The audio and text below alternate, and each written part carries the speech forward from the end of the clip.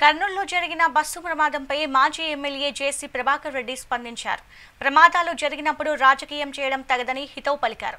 గతంలో తమ travels bus ప్రమాదానికి గురైనప్పుడు తమపై రాజకీయంగా ఎన్నో విమర్శలు వచ్చాయని, కేసులు కూడా పెట్టారని ఆయన గుర్తు చేసుకున్నారు.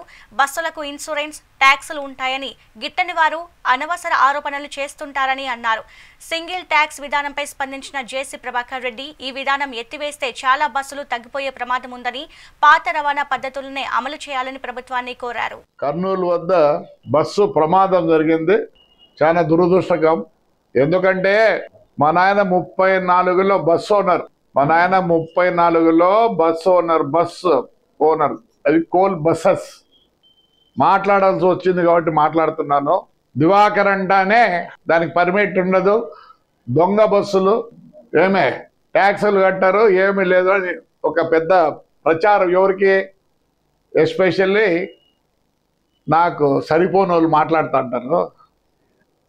సెంట్రల్ గవర్నమెంట్ ఏం చేసింది? 2021లో కొత్త సెంట్రల్ గవర్నమెంట్ యాక్ట్ వచ్చింది.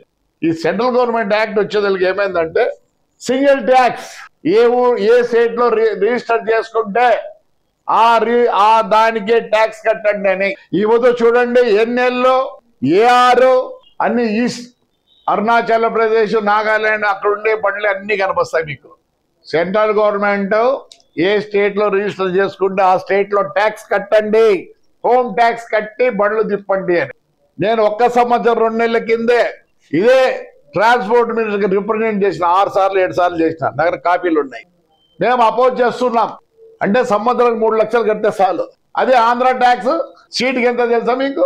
3500 ఇంటూ ఎన్ని లక్షలకు పోతుంది. కర్ణాటక ట్యాక్స్ అదే, తమిళనాడు ట్యాక్స్ అదే.